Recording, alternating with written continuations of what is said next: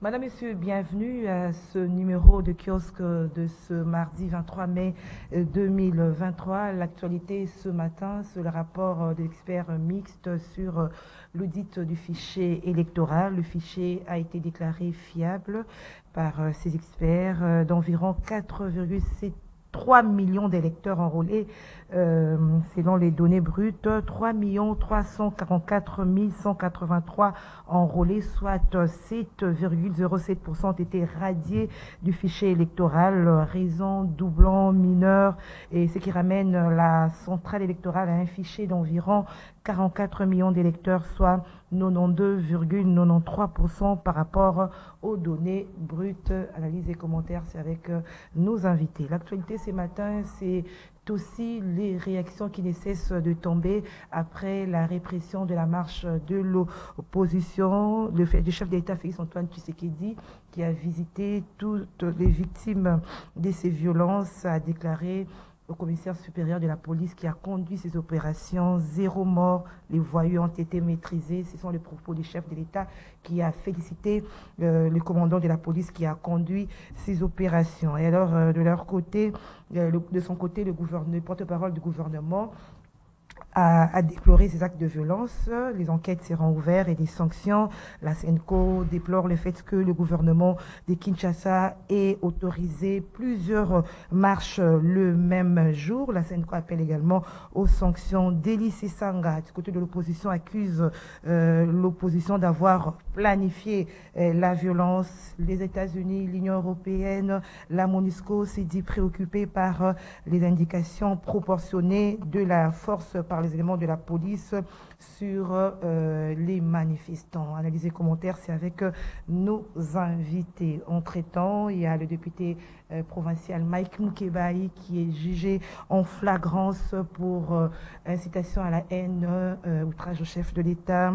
Le député national Daniel Safou serait en fuite. Il est lui aussi recherché selon nos informations, et la chaîne de télévision CML 13 a été suspendue pour une durée de 45 jours, ainsi que le présentateur de l'émission Louis-France Kouzekissa a également été suspendu par le Conseil supérieur de l'audiovisuel et de la communication, CESAC. Madame, Monsieur, voilà les sommaires de kiosque de ce matin. Nous avons trois invités.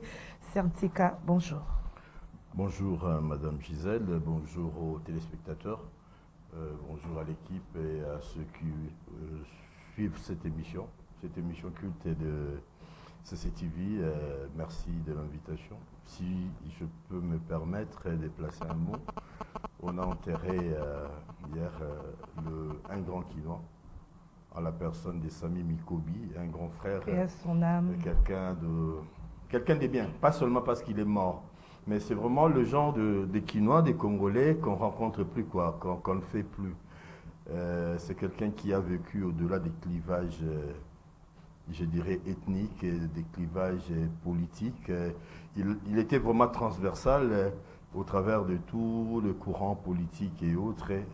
C'est vraiment le genre de personne qu'on aimerait voir, qu'on aimerait rencontrer, et surtout voir assumer des postes de responsabilité. Kinshasa a perdu un enfant digne, et puis merci à tous les organisateurs. Je pense ici à Dambana, je pense ici à l'ancien Premier ministre Wadi Banga, Sami, je pense à Constant Marie, à tout cela, Gabin Chitea qui a offert son espace pour le deuil. Je l'ai dit en tant qu'Équinois, excusez-moi, que ça a été un grand moment de fraternité, de sociabilité, et qu'on aimerait, nous prions pour que nous ayons des gens comme ça davantage. Malheureusement, l'esprit est autre maintenant, et prions que cela nous arrive encore, des Sami Mikobi, avec cet esprit véritablement quinois. Voilà, paix à l'âme de tonton Sami Mikobi. Alors, l'autre invité, c'est Christian Moleka. Bonjour Christian. Bonjour, et merci beaucoup pour l'invitation. Ouais, alors, à côté, vous n'avez pas un biscuit comme disent les autres ici? Bon, biscuit, rien de très particulier, à part peut-être des inquiétudes, liées à l'évolution de la situation à Mongata, notamment dans le Maluku. Nous qui sommes de Tchangou, de Kimanteng en particulier, la grosse crainte, c'est de voir ces conflits intercommunautaires se rapporter dans nos quartiers, notamment à Massina, où vous avez des fortes communautés comme ça. Et donc nous rappelons les autorités la nécessité de rétablir l'ordre très rapidement pour que cette route soit sécurisée, notamment pour l'approvisionnement de la ville de Kinshasa. On a vu qu'il y avait pendant la semaine passée notamment des menaces sur la route, et donc il est nécessaire de rassurer l'approvisionnement de la ville. Voilà. Alors le dernier invité, c'est Eric Izami. Bonjour Eric Izami. Bonjour Madame Gisèle, bonjour aux téléspectateurs. Merci pour l'invitation. Nous saluons la mémoire de notre aîné qui s'en est allé dans l'au-delà, paix à son âme. À Dieu le plus offrant à offert, Dieu le plus prenant à repris, que son nom soit glorifié. Nous voulons qu'il y ait de plus en plus de gens bien, de gens policés, qui vont participer à la consolidation de notre cohésion. Mais je crois que ça passe aussi par la construction d'un État. Et seul l'État doit avoir la force de la coercition, c'est-à-dire édicter les lois et puis surtout le faire accepter ou le faire matérialiser sur le terrain. Et je crois que si nous appliquons cette approche-là, que d'avoir d'un côté les bâtons et de l'autre la carotte, à ceux qui font bien, nous le gratifions, à ceux qui font mal, nous le punissons, je crois que petit à petit, on aura de bons esprits positifs. Voilà, je reste avec vous, Eric Izami, pour parler de l'audit du fichier électoral. Le rapport a été présenté hier par les experts mixtes. On peut dire que le train des élections est en marche. Est-ce qu'on peut dire aujourd'hui que le processus a été crédibilisé avec ces rapports? Absolument. La dernière fois, lorsque je suis passé par ici, je crois avoir fait un plaidoyer par rapport au fait que nos élus députés nationaux particulièrement, ils étaient plus dans les chiens, dans la dot, dans la polyandrie, dans la polygamie, alors que le vrai sujet qui intéressait notre population était ailleurs. Pour cette année 2023, nous attendons un rendez-vous à ne pas manquer. Pourquoi? Parce que la population a déjà pris goût au jeu démocratique. Chaque 5 ans, il faudrait que nous puissions aller à la consultation populaire pour que la population, je l'ai dit tantôt, puisse sanctionner dans un sens comme dans un autre. À ceux qui ont bien travaillé, ils peuvent leur renouveler leur mandat. À ceux qui n'ont pas bien travaillé, ils peuvent couper le mandat pour leur permettre d'aller faire autre chose. Alors là, avec l'audit externe du fichier électoral, qui a été piloté par une délégation d'experts, aussi bien du pays que d'ailleurs, Madame Jeannette Love, si je n'ai pas écorché les noms, elle a déclaré que le fichier était bon, etc. On va avancer. Mais nous avons plusieurs défis. La population, par moment, nous pose des questions. Vous qui êtes journaliste, qu'est-ce qui fait qu'à chaque fois, lorsqu'arrive le moment des élections, nous devons toujours aller nous faire enrôler? C'est simplement parce que jusqu'aujourd'hui, depuis le départ de Mobutu, nous n'avions pas réussi à tenir à jour ce qu'on appelle le fichier de l'état civil au pays. C'est-à-dire que lorsqu'un enfant naît, nous devons aller le déclarer au niveau de la commune pour que cet enfant commence à exister juridiquement. Si à la maternité, on donnera à la maman l'attestation de naissance du bébé, au niveau de la commune, on donnera l'acte de naissance. Et cet acte de naissance commence vraiment à faire exister l'enfant de manière juridique. Nous devons fournir cet effort-là. Même nous qui sommes ici dans des grandes villes, même vous, nos frères, nos sœurs, vous qui êtes dans l'arrière-pays, dans nos provinces, nous devons le faire. Puisque juste là, c'est toujours un défi qui s'impose à nous, nous devons résoudre ces problèmes. Mais cette fois-là, il a été fait 2 activités en jonction, c'est-à-dire d'un côté l'identification pour l'Office national d'identification de la population et de l'autre l'enrôlement pour la CENI. La CENI prend les gens qui ont l'âge supérieur ou égal à 18 ans parce que ce sont ceux-là qui sont majeurs à pouvoir aller au vote. Mais nos enfants mineurs doivent être aussi comptabilisés. Jusqu'aujourd'hui, s'il faut tenir compte du recensement, c'était en 1984 qu'il y a eu le dernier recensement sous le président Mobutu. C'est un défi énorme. Aujourd'hui, là, puisque maintenant, on a déclaré que ces fichiers-là est fiable. Et ça remet en cause toutes les revendications des opposants notamment, ou bien, c'est-à-dire que tout tombe, hein, toutes les revendications par rapport à ces experts, par rapport à la durée, tout ça tombe. Hein. Chez nous, en République démocratique du Congo, même ailleurs, qui que vous aurez mis là-bas au niveau de la CENI ou ailleurs, il y aura toujours des contestations. Mais est-ce faut-il rester par terre? Non, moi je suis de ceux qui pensent un peu comme Cassius Clay, Mohamed Ali qui disait, l'important n'est pas de se savoir par terre.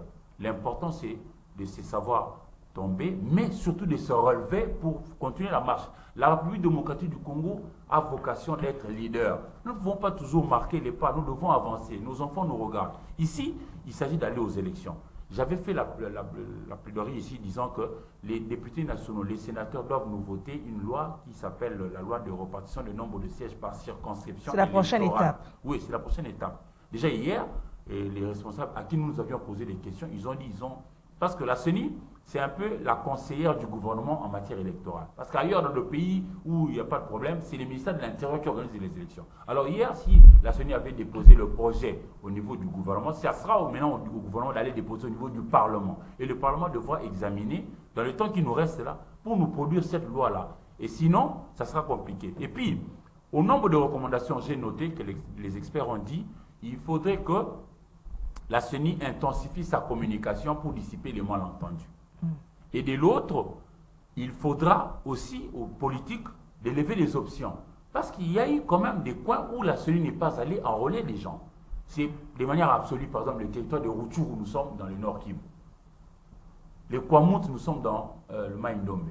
Etc. Par rapport à ça, il faudrait que les acteurs politiques qui se trouvent être au niveau du Parlement puissent lever les options. Combien va-t-on donner, par exemple, au territoire de Rutshuru comme nombre de circonscriptions pour la députation provinciale, pour la députation nationale? Ça sera aux politiques de lever les options. Et ça, nous attendons au niveau du Parlement. Et ça urge. Parce qu'en réalité, lorsqu'on a publié les calendriers, la CENI ne fait que ce qu'elle-même avait produit comme calendrier. On avait publié le calendrier depuis le 26 novembre 2022.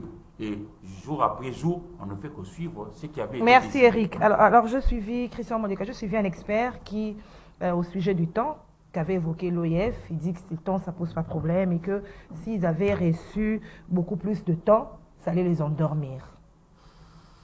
Bon, je ne sais pas s'il dit ces choses pour se donner lui-même bonne conscience, mais moi je crois que l'audit tel qu'il a été fait ne participe pas à renforcer la transparence du processus. Je le maintiens. Je le dis tantôt que lorsqu'on fait l'audit, ce n'est pas une simple procédure de calendrier qu'on respecte. Ça fait partie des bonnes pratiques, un élément de renforcement de la transparence dans le processus électoral. Ce n'est pas simplement un élément de calendrier à respecter, comme si on courait derrière des poids. Je rappelais ici que dans les exigences passées, lorsqu'on mettait en place l'équipe de l'audit, il y avait non seulement l'OIF, mais on ajoutait toujours les experts de l'opposition et de la majorité présidentielle de l'époque pour créer une sorte de confiance dans le processus. Mais à ce jour, ce mécanisme d'inclusivité n'a pas été mis en place. Deuxièmement, la CENI elle-même n'a pas respecté ce qu'elle a dit dans son avis d'appel. Dans son avis d'appel, la CENI a dit que les experts qui devaient être recrutés ne devaient avoir jamais travaillé dans la CENI. Mais si vous regardez la liste des experts qui ont été convoqués, il y a un certain Kabamba qui a été secrétaire exécutif national adjoint de la CENI et directeur de cabinet à la CENI, mais qui a été invité comme expert. Ça veut dire si la CENI elle-même... Il a été en 2011, oui, pas mais, en 2018. Oui, mais ça ne change pas qu'il est membre de la CENI. Membre de la CENI. Qu'il soit en 2006 ou en 2011, il a été membre de la CENI. Bon, si la CENI elle-même ne respecte pas son avis d'appel, qui invite les experts à travailler, et qu'il remet en question lui-même ses conditions de recrutement, quelle fiabilité on donne à ce travail-là? C'est vrai, il y a des contraintes de temps, la CENI court derrière le temps, mais le pays n'a pas besoin des élections pour des élections. Donc c'est fait à la hâte. Le pays a besoin des élections crédibles, transparentes, inclusives et apaisées. Si nous avons des élections pour des élections, qui n'amènent ni crédibilité, ni transparence, ni inclusivité, ni apaisement, mais nous aurons mis de l'argent pour rien parce que nous allons révéler l'instabilité. Donc vous ne croyez pas à ce rapport de... Je crois que le travail n'a pas renforcé la confiance. Et d'ailleurs, tous les communiqués qui ont suivi après ce rapport ont montré que la méfiance s'est davantage installée. Et là, on a encore raté une occasion de renforcer la confiance. J'ajoute et j'appuie ce qu'il dit, c'est qu'au-delà du fait que l'étape de l'audit aujourd'hui n'est pas viable comme on le souhaite, mais le fichier électoral n'est pas exhaustif. Il y a encore plus de 6 territoires qui n'ont pas été enrôlés. Maintenant, si nous donnons des quotas fictifs, parce qu'apparemment c'est l'hypothèse qui semble se dessiner, ça veut dire qu'on va donner des quotas fictifs. En quoi allons-nous parler de représentation nationale? Parce qu'il faudra créer des quotas fictifs en disant, bon, imaginons quand même, ici il n'y a pas d'enrôlé, imaginons quand même un nombre de sièges et donnons. Alors que le quota est le reflet du rapport de force en termes démographiques. Ça veut dire on a enrôlé, on a un quotient, et c'est sur base de la population qu'on a calculé le quotient. Mais lorsqu'on crée une fiction à partir d'un imaginaire politique, d'une ingénierie politique, nous faussons la notion même de représentation. Puisque Puisqu'un élu est censé représenter un certain nombre de populations identifiées sur base d'un calcul d'une caution. Donc, vous voyez, nous sommes en train de poser des bases d'un processus qui va complexifier la situation. Mais si on crée, admettons, si on crée le nombre de sièges, ça c'est bon. Mais qui vont voter? Parce que les candidats, oui, ils peuvent s'enrôler au moment du dépôt de candidature. Et les électeurs? On peut bien dire, voilà, nous créons un quota au niveau de la loi de répartition des sièges, donnons à Kwamuntu 3 sièges, donnons à Nirangongo 2 sièges, mais qui vote? Parce que ceux qui sont censés voter n'ont pas été enrôlés. Donc voilà, il y a un sérieux problème qui... On ne peut pas revenir après sur, dans ces territoires-là qui n'ont pas été enrôlés. Oui, mais si on va y revenir, il va y revenir quand? Parce qu'en principe, le dépôt de candidature, nous commençons le mois de juin. Il y a des questions qu'on ne règle pas, qu'on continue à traîner, en espérant qu'en les traînant, nous allons à la fin avoir un bon processus. On n'aura pas un bon processus en continuant à traîner les casseroles. Ces casseroles vont nous rattraper. D'un moment donné, ça va nous rattraper, malheureusement. Et donc, si nous n'avons pas les options aujourd'hui qui s'imposent pour que nous regardions en face en disant qu'il y a des sérieux problèmes dans les processus, qu'il faut en parler ou les requalifier, nous allons traîner les casseroles et ça va nous rattraper en décembre ou en janvier 2024, malheureusement. Ce sont des évidences qu'on ne peut pas fuir. La vérité, on ne la fuit pas. Ok, il y a Eric qui presse pour vous répondre directement. Mon ami parle de fiction. Serge souffrait un tout petit peu, oui. Je reprends la parole si vous voulez. Vous voulez que je continue? Si, oui. Oui, sans problème. Il n'y a Vous pas de répondez fiction. à... Il n'y a pas de fiction. La fiction, c'est une création comme ça qui pourrait envoyer à la négativité. Non. Voyez-vous, en Europe, par exemple, il y a eu un problème mondial ici, la Covid. Ils sont quand même allés aux élections en France, malgré le fait qu'il y avait Covid. Chez nous, on a un problème sécuritaire dans ces coins-là. On a parlé de Rutshuru, on a parlé de Niragongo, on a parlé de Massissi, on a parlé de Rumu, Djougou, Mahagi et puis Kwamut. Il n'y a pas de fiction. On a regardé dans le temps comment avions-nous évolué. Nous ne sommes pas aux premières élections. 2006, Rutshuru avait 8 sièges pour la députation nationale. 2011, Rutshuru, le même Rutshuru, avait toujours 8 sièges. 2018, Rutshuru avait toujours 8 sièges. Mais cette fois-là, puis ça se répétait. Voilà pourquoi j'ai dit, ça sera aux acteurs politiques qui sont au niveau du Parlement de lever les options. Ici, quand je dis lever les options, je vois plutôt les consensus. On met en place une discussion et puis on discute, on s'accorde sur ce qui devrait être fait pour qu'il n'y ait pas justement des casseroles, comme dit l'ami. Pourquoi est-ce qu'on devra créer une fiction? Les élections doivent avoir lieu parce que notre population... Alors, qui répondra à la question? On ne donne pas les élections aux Congolais en décembre, on fait quoi à la place? Il y aura une Justement, formule. qui va vouloir endosser cela? Alors, Serge Seka, l'impression que Denis Kadima donne, parce qu'on l'a suivi, il dit que les élections, il y aura élection le 20 décembre et que tout semble bien aller. L'impression qu'il donne, c'est qu'il n'y a plus moyen de faire marche en arrière, malgré ce que Christian est en train d'évoquer. Il ne s'agit pas de faire marche en arrière. Il s'agit de comprendre d'où nous sommes venus, d'où nous venons. Nous venons de très loin pour arriver là où nous sommes. Nous sommes encore, la République démocratique du Congo est encore un État fragile, où les gens ne peuvent pas penser à un certain moment au lingate et Koussalema. C'est-à-dire que je voudrais parler un peu de ce que, revenir sur ce que Monica venait de dire tout à l'heure. Par le passé, on a eu une jurisprudence, il y a eu des cas Befalé, où la population a voté après, parce qu'il y a eu des problèmes de fraude, des mains nommées, et encore une fois, il y avait des problèmes d'insécurité, les gens sont morts là-bas, et pour des responsabilités jusque-là n'ont jamais été établies, et on attend encore cette justice-là qui avance à son rythme. Donc, il y a une jurisprudence en la matière, et nous ne pouvons pas présumer de la mauvaise foi de la CENI, du fait qu'on n'a pas enrôlé des gens dans ces coins-là qui, déjà, vivent depuis très longtemps dans un climat d'insécurité. Mais aussi d'autre part, Eric a parlé de déficit de tenir des fichiers de l'état civil et tous les restes. Et les recensements, c'est vrai que depuis 1984, et puis toutes les tentatives ont échoué. On a fait des projections, nous, aux facultés catholiques, à l'université catholique avec le père de Saint-Moulin, il faisait des enquêtes et il faisait des projections pour voir plus ou moins le nombre de la population. Mais aujourd'hui, il y a un effort avec les gouvernements, avec le programme PEDEL, un développement local, où le gouvernement essaie de construire des bureaux administratifs dans chaque territoire de la République démocratique du Congo. Et des écoles et des centres de santé. Le bureau administratif, notamment pour revitaliser les services de l'état civil, encourager le parent à venir déclarer leurs enfants, même dans le Congo le plus profond. C'est ça l'objectif, c'est-à-dire une manière de pallier à ce déficit-là qui est vrai, même à Kinshasa. Et en plus de cela, il faut ajouter une campagne de sensibilisation aux parents pour que tous les enfants qui naissent ici, sur ce territoire, aient quand même quelque chose qui retrace leur existence sur cette terre du Congo. Mais je reviens aux élections. On appelle des experts pour certifier le travail que je reconnais extraordinaire dans des conditions peut-être difficiles pour reproduire ces fichiers électoraux. Mais les satisfaits des experts ne signifient pas que le travail est nécessairement bien fait.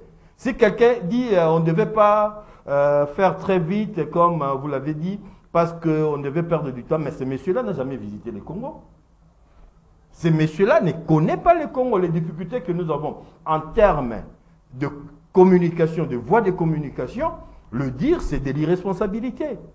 Et au même moment où on est en train, par Kadima, montrer que le travail est bien fait, on va aller aux élections, il y a une frange de Congolais non négligeable qui disent que ce processus est biaisé. C'est chaque année, Quelle image, je parle de cette année. C'est comme ça à chaque processus. Moi, je parle de cette année.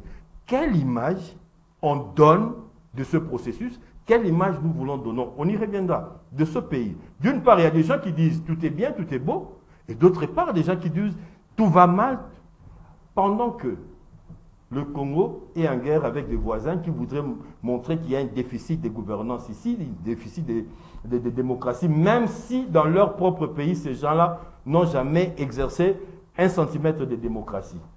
C'est-à-dire que nous nous affaiblissons nous-mêmes. Et là, moi, j'ai toujours dit ici, et je le redis au président Kadima, il est nécessaire de chercher à créer une convergence de vues. Vous allez me dire, il n'y a pas le temps, ils sont têtus. Oui, qu'est-ce qu'il faut faire maintenant, les élections s'imposent à nous de manière impérative parce que c'est constitutionnel. C'est-à-dire que, vouloir ou pas, nous devons aller aux élections. Mais nous ne devons pas avoir n'importe quelles élections parce que ça risquerait d'empêcher le gouvernement, le pouvoir qui sortirait de ces élections, d'exercer. Imaginez que nous sommes dans une situation du 20 mai, mais de manière permanente, que les gens vont sortir dans la rue pour contester un pouvoir qui sortirait des élections, qui n'aurait pas fait l'objet d'un certain consensus. C'est-à-dire que même le gouvernement aurait du mal à ce moment-là d'exercer son pouvoir. Donc, la CENI a la responsabilité de garantir la paix sociale et le développement du pays en faisant en sorte que tous les Congolais puissent avoir un regard, en tout cas, une même compréhension du travail qui est fait à ces niveaux.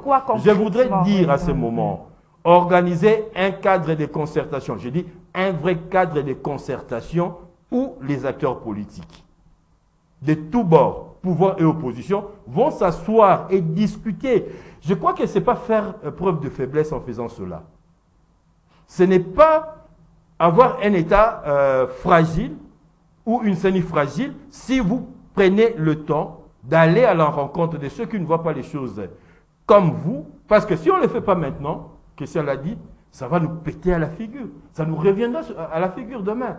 Nous avons l'obligation aujourd'hui, même ces gens-là avec qui on a eu des échanges un peu, je dirais, martiaux, d'aller vers eux. On parle de l'opposition qui se trouverait dans la CENI, qui travaillerait avec la CENI. Mais qui ont été dans la rue hier? Ce n'est pas une opposition. Ce ne sont pas des Congolais. Nous avons l'obligation aujourd'hui d'arrondir des angles. Je parle en journaliste et je ne parle pas en politique, parce que j'ai comme l'impression aujourd'hui, nous sommes dans une situation à géométrie variable, où les gens, d'un côté, pensent que tout est bien, et de l'autre côté, des extrémistes aussi qui pensent que tout est faux, tout est mal. Et entre les deux, il faut rapprocher les vues, et il n'y a qu'un cadre de concertation qui doit être créé pour que les acteurs politiques, j'ai dit, ceux qui, les prétendants, la société civile, la majorité, l'opposition, je parle de la vraie opposition, parce qu'à un certain moment, on nous a dit l'opposition dans ces pays n'existait pas. L'UDPS a été le seul parti à faire l'opposition, mais ce que nous avons vu là, ça contredit toutes les prédictions. Alors, Serge, sans rentrer dans la politique, j'ai dit, la réalité aujourd'hui nous impose, au-delà de tout ce que nous allons inviter comme experts, parce que le Congo, ça fait 2 345 000 km². Vous appelez quelqu'un qui vient du Gabon, un pays qui n'a que deux provinces, et pour être expert dans nos réalités, dans nos conditions, on risque d'avoir des points de vue pas la taille de notre situation. Donc, les acteurs, tous les acteurs à ces concours-là, à ces élections-là, devaient se parler. Alors, se parler justement par rapport à se parler, Serge, je ne trouvais pas que ça risque de tirer les choses en longueur, parce que si on s'attelle sur les revendications des opposants, par exemple, ils réclament qu'on puisse d'abord changer la composition de la CENI. Vous voyez que ça va tirer les choses. Mais qu'est-ce que vous dites que dans une négociation, on accepte tout ce que les parties prenantes apportent?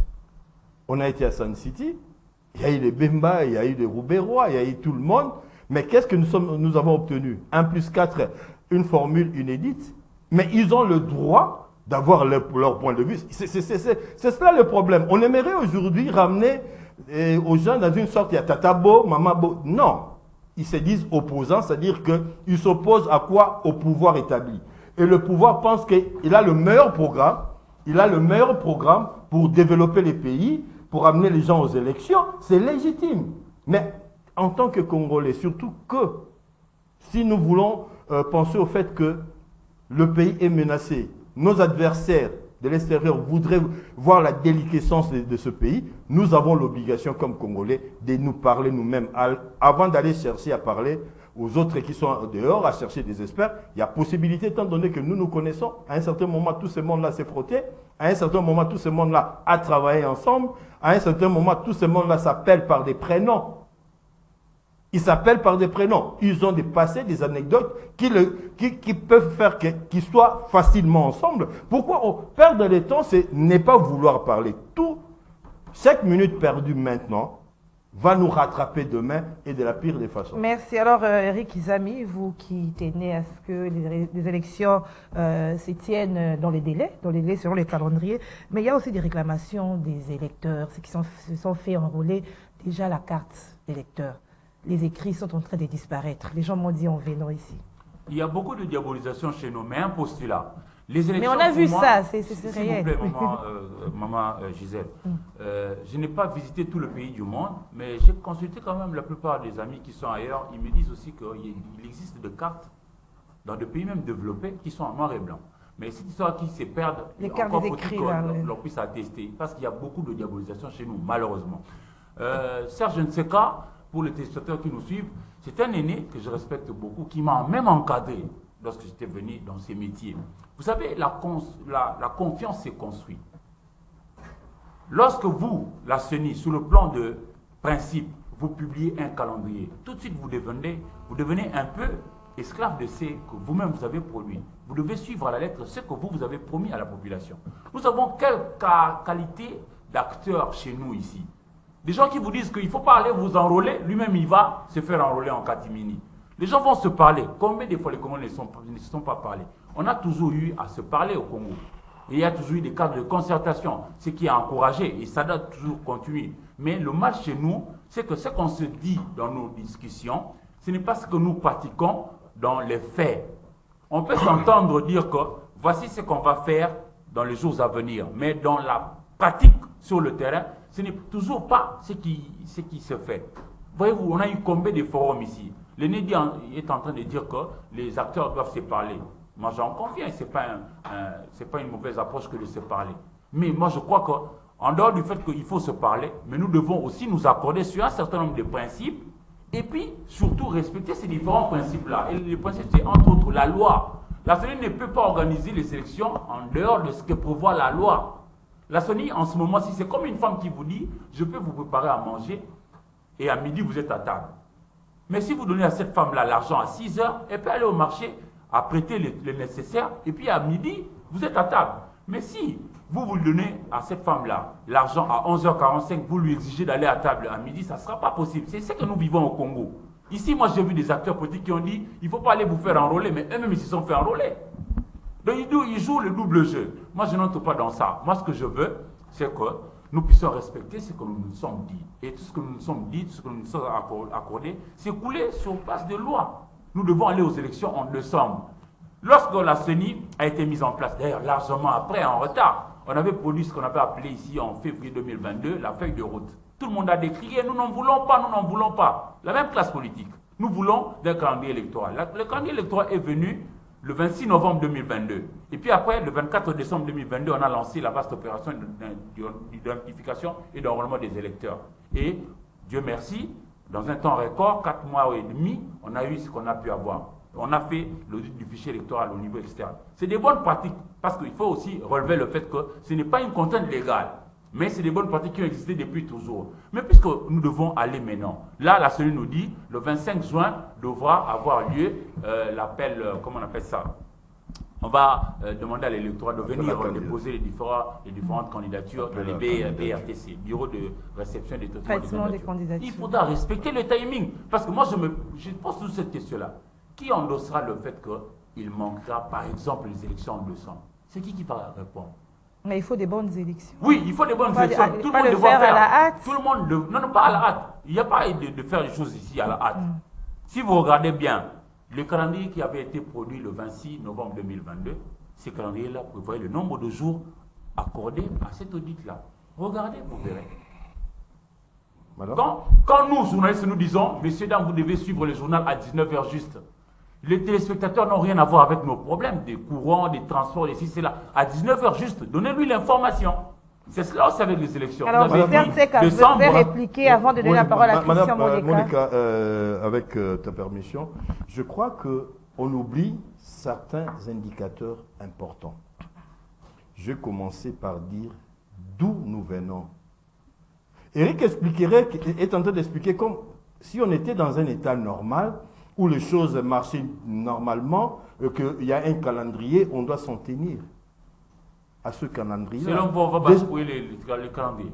Je peux parler? Allez-y. Déjà, on a des territoires qui ne se sont pas enrôlés. Où se trouvent les calendriers? Le calendrier. Quel est le lien? Non. Quel est le lien? Je discute pas avec toi. Tu as parlé, je t'ai écouté. Je suis en train de t'amener à voir quelque chose, peut-être que tu n'es pas en train de voir en ces moments. Allez-y. On a enrôlé les gens. Le calendrier a prévu une période pour enrôler. Il y a des territoires où l'enrôlement ne s'est pas passé. Et qu'est devenu le calendrier? Pour dire qu'il y a des impératifs. Nous sommes un pays fragile. Sur le plan sécuritaire, sur le plan de l'économie, sur le plan de finances. Nous devons tenir compte de tous ces éléments-là. On a passé 2 ans. Les élections devaient se tenir en 2016. On a voté en 2018. N'y avait-il pas un calendrier par rapport à la Constitution? C'est comme ça que j'ai parlé. Alors, je suis en train de dire, Eric, je suis en train de dire que le plus important aujourd'hui, c'est de protéger la quiétude, la sécurité. Merci. On ne doit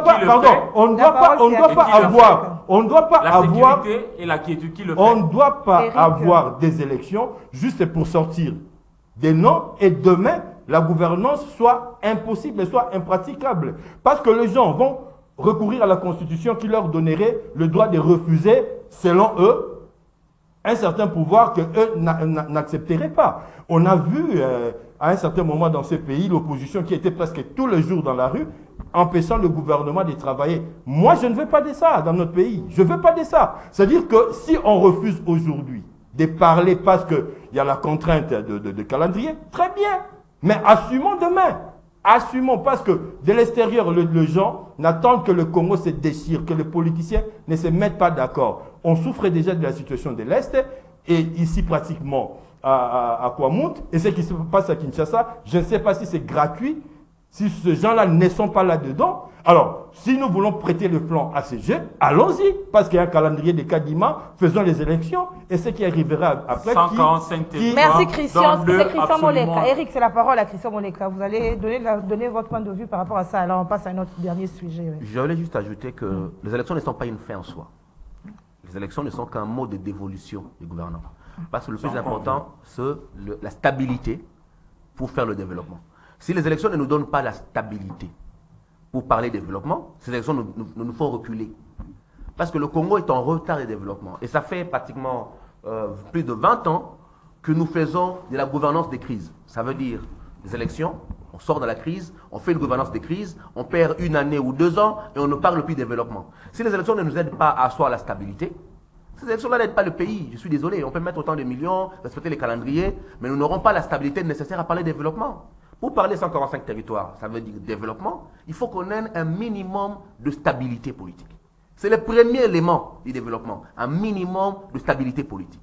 Et les élections concourent pour beaucoup, dans les pays fragiles comme le Congo, à la stabilité politique.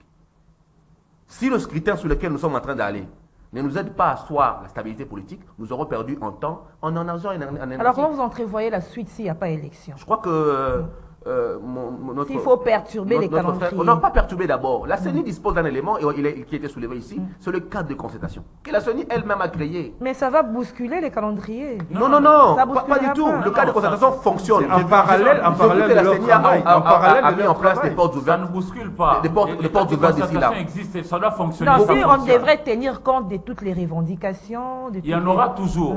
Il y en aura toujours. Vous avez la les parole. différentes parties prenantes ont demandé à la CENI d'élargir les cadres de concertation pour recevoir notamment ceux qui n'y viennent pas. Parce qu'il y a un certain nombre d'acteurs, de la société civile et de l'opposition, qui ne vont pas dans le cadre de concertation. C'est un élément, c'est un outil qu'on peut utiliser déjà à ce stade. Élargir le cadre de concertation pour faire venir la société civile et l'opposition qui ne se retrouvent pas, parce qu'on sait comment ça fonctionne, et permettre à ceux qui aient à l'intérieur un débat franc.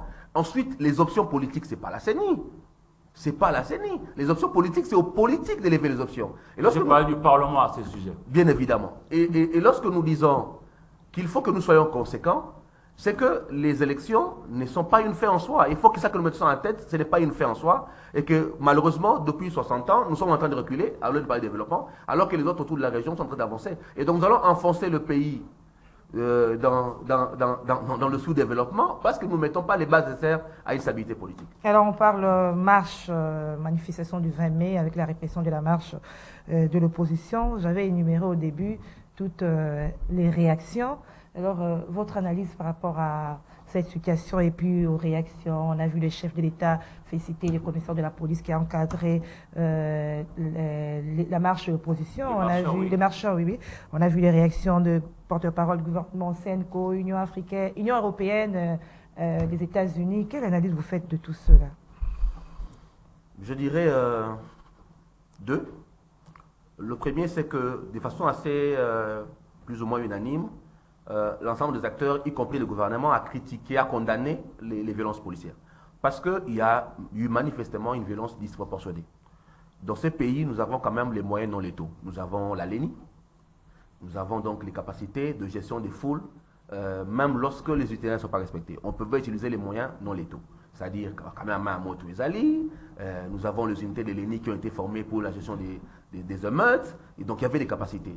Recourir à des moyens létaux, tels qu'on l'a vu pour une marche pacifique, c'était disproportionné. Par ailleurs, la brutalité que l'on a vue dans les images, encore que les images qu'on a pu capter, parce que certainement il y a des scènes qu'on n'a pas pu avoir, cette brutalité-là, elle n'est pas à l'image d'une démocratie. Et malheureusement, a écorné l'image du pouvoir en place. Parce que pendant très longtemps, l'UDPS a construit son narratif autour du fait que c'est un parti démocratique pour instaurer l'état de droit, pour faire valoir les valeurs démocratiques, et les images n'ont pas conforté ce discours-là. Heureusement, il y a eu des dénonciations. J'étais hier dans un média, dans une émission politique à la radio avec des gens de l'UDPS, qui ont autant critiqué que nous cette violence policière. Le ministre des Droits humains l'a fait, le porte-parole du gouvernement l'a fait avec des nuances, mais cette volonté de condamner est un bon pas. Maintenant, au-delà de condamnation, il faut aller plus loin. Il faut qu'il y ait une justice. Il faut que des enquêtes soient menées pour que les responsables soient condamnés, pour qu'on ne les revoie pas. Maintenant, sur les événements, sur les causes de la violence. Nous ne voulons pas avoir de la démocratie s'il y a l'intolérance, l'inculture politique, et je pourrais ajouter une sorte d'extrémisme que l'on voit, de tous bords. La démocratie est une respiration qui appelle à la tolérance, Parce que c'est l'alternance, on peut aujourd'hui avoir le pouvoir et le perdre demain, comme on peut être opposant et prendre le pouvoir demain. Et donc si on n'a pas de la tolérance, de part et d'autre, on n'avance pas. Ce que nous sommes en train de vivre aujourd'hui, c'est la poussée de l'intolérance politique, de l'inculture et d'une forme de jusqu'au boutisme, hein, qui va nous amener vers le mur. Le pays a besoin d'un minimum de sérénité, d'un minimum de calme, et ça appelle à la responsabilité des acteurs politiques, qu'il s'agisse de l'opposition ou du pouvoir en place. Parce que si nous allons dans cette poussée des escalades, eh bien, nous allons finir l'année avec beaucoup de complications. Si le gouverneur de la ville, qui est en charge de l'ordre public de la ville de Kinshasa, s'évertue à organiser, on le sait dans cette ville, 2-3 marches en un seul jour, alors qu'on sait, lorsque vous avez une marche à Super Lemba et une marche à Kianza, ça veut dire que les gens de l'ECD, qui viennent aussi de Kianza, et qui doivent rejoindre les mouvements à Super Lemba, vont rencontrer de l'IDPS. Ceux de l'IDPS qui viennent de Massina, qui viennent de Matete, qui vont à Kianza, mais passent par Super Lemba. Nous sommes quand même, c'est le gouverneur de la ville, non? Il est de Lemba, non? Non, même si on devait respecter l'itinéraire. Dès l'instant où vous posez ces principes-là, avoir 2 marches, un à Kianza, un à Super Lemba, vous semez les germes du trouble politique dans la ville. Parce qu'on ne sera pas encadré. Les manifestants viennent de partout. Il y a les gens de l'IDPS qui viennent de Tchangou, les gens de l'ECD qui viennent de Tchangou, qui vont passer par Super Lemba pour aller à Kianza. Les gens de l'IDPS de l'ECD qui viennent de Makala, qui viennent de Ngaba, passent par Kianza pour aller à Super Lemba. Donc nous avons nous-mêmes mis les éléments qui pouvaient entraîner cette violence-là. Mais heureusement qu'il n'y a pas eu de mort, hein, 0 mort, et il y a de quoi féliciter les commandants de la police. Il faut féliciter le fait que depuis un certain temps, nous n'avons pas de morts dans les marches politiques. C'est une avancée. Il faut saluer également le fait que dans une grande ville comme Kinshasa, lorsqu'on a de tels mouvements, les incidents n'ont pas paralysé totalement la ville et que les activités économiques ont pu se dérouler plus ou moins normalement. Que nous n'avons pas eu des cas avérés, des pillages, des cas d'activités commerciales et économiques dans un tissu qui est très faible. Ce sont des choses qu'il faut saluer. En même temps, il y a des choses qu'il faut combattre, c'est-à-dire le recours à la violence brutale, la volonté d'imposer des rapports de force alors que l'on sait que la démocratie est très fragile et qu'on pouvait éviter de tels incidents. Merci Christophe Moleka. Eric Izami. Merci pour la question, Maman Gisèle. Mais je crois qu'ici, pour que ça nous choque, il faut seulement qu'il y ait des morts. On félicite le fait qu'il n'y ait pas eu de morts. Hein, ça, je salue. Mais même de blessures là, elles sont pour moi à éviter. En fait, je ne trouve pas le bon mot en français pour illustrer ma pensée. C'est plutôt rappeler ici que la police a pour rôle d'abord de sécuriser les personnes et leurs biens. Ce n'est pas des... Je ne sais pas, chez nous c'est comme si le policier ne peut se rendre compte qu'il a travaillé que lorsqu'il y a blessure, lorsqu'il y a mort d'homme. Non. Nous devions plutôt travailler à pouvoir avoir des marches qui n'occasionnent même pas une seule personne qui soit blessée. Je crois que c'est cela l'objectif. Parce qu'en réalité, la démocratie aussi, c'est une quête. Ce n'est pas quelque chose de déjà fait. Mais c'est chaque jour que nous voulons approcher cette démocratie-là. Je suis étonné que l'on puisse encenser le fait que, non, je vais bien, il n'y a pas eu mort d'homme, j'ai salué. Mais je voudrais surtout, en dehors qu'il n'y ait pas eu mort d'homme, qu'il n'y ait pas non plus de blessés. C'est-à-dire que le policier soit là, rien que pour encadrer les marcheurs. Et puis du côté des marcheurs aussi, c'est là où ça touche un peu le civisme. Nous devons aussi avoir un comportement digne. Parce que, un peu ce qu'a dit Moleka, il n'a pas tort. Lui-même, l'autorité, elle-même l'autorité plutôt, a posé un décor qui déjà présageait le malheur qui allait arriver. Comment? Même si la loi n'interdit pas qu'il y ait 2-3 marches dans une ville, mais on connaît un peu les habitudes de chez nous. Pourquoi autoriser ces marches-là? À mon avis, il fallait seulement autoriser un seul groupe de faire sa marche, et puis les autres pourront attendre après, parce que rien n'urgeait véritablement. Parce que là, heureusement, qu'il y ait une petite avancée, parce qu'on n'a pas vu le mort, et puis j'ai vu aussi les chefs d'État aller quand même au chevet de ceux qui ont été blessés. C'est aussi un bon signe, ça prouve aussi quelque part, il y a une petite dose d'humanité, mais qu'on puisse amplifier. Et puis, insistons sur la formation. La formation est essentielle. La police, c'est le visage de l'État qui est le plus proche de nous, populations. La police devrait davantage nous procurer cette quiétude-là. Dès que vous rencontrez un policier, vous êtes dans la paix. Mais nous sommes encore loin du compte, à proprement parler chez nous, lorsque vous voyez un policier, même sur la route, etc. Parfois, ça frise autre chose que la quiétude. Voilà, alors, Sanseka, quelle analyse vous faites de cette situation avec toutes les réactions que nous avons énumérer. Déjà, j'ai été apaisé de voir l'unanimité autour de tous les acteurs, des acteurs de tous bords, par rapport à cette violence, en commençant par le chef de l'État lui-même et tous les acteurs, même dans la société civile. J'ai salué le fait que les chefs de l'État se soient déplacés pour aller visiter. Mais cela n'exonère pas le fait que, même si la police a fait un travail extraordinaire, je le dis extraordinaire dans ce sens que, moi j'ai vu le leader majeur discuter avec le cadre de la police, les officiers. J'ai vu Martin Fayoulou, Salomon et tous les autres parler. C'est-à-dire il y avait un certain une forme de respect dans le chef des officiers. Mais les images qu'on a vues, et c'est ce qui a choqué le plus. Ces images-là, ce n'est pas seulement l'opposition ou la majorité. C'est le Congo, c'est l'image qui a fait le tour du monde.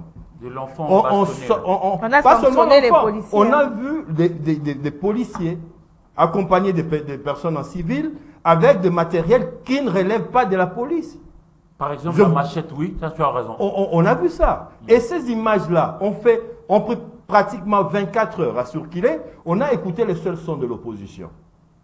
Il a fallu que le chef de l'État sorte pour que le voix se délite. Le chef de l'État est sorti, le ministre de la Communication s'est exprimé, mais où l'union sacrée dans tout cela, parce que le pouvoir aujourd'hui, c'est le pouvoir de l'union sacrée.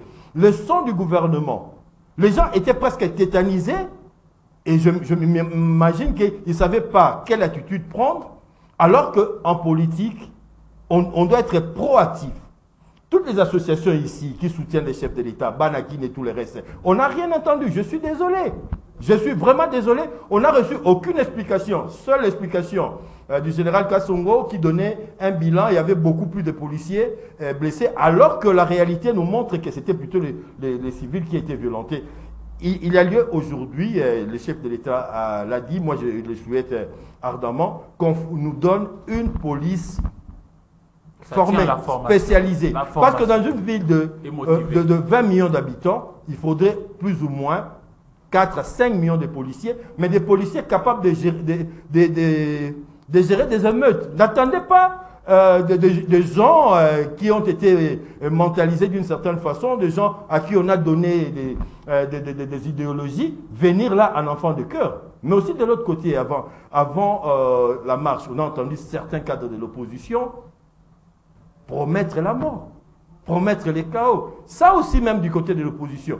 En fait, l'opposition aujourd'hui a trouvé une occasion pour construire un discours, pour se créer. Je crois qu'à partir du 20, l'opposition s'est créée un discours pour attaquer le gouvernement, parce que jusque-là, on ne voyait pas sur quelle base exactement l'opposition pouvait drainer des foules. Mais à partir de ça, la police, donc quand je parle de la police de Kinshasa est sous la responsabilité du gouverneur, a donné à cette opposition l'occasion, la matière et pour se prévaloir de tout ce qui peut organiser, et là, va participer encore une fois à la déstabilisation. Donc, on aura l'Est, on aura Kwamut, on aura Kinshasa. Et la situation risque d'être ingouvernable, d'où la nécessité de tout remettre, de calmer les jeux, de répartir. Voilà, c'est la fin de kiosque. Merci Siamtseka, merci Christian Moleka, merci Eric Kizami, c'est fini. Merci à l'équipe technique, à Doudou Montiri, l'homme de Mongafula. Merci à Niwa Pezo, Moro, Nzambe, Eric Menkanyema. Nous nous retrouvons demain à la même heure. Au revoir.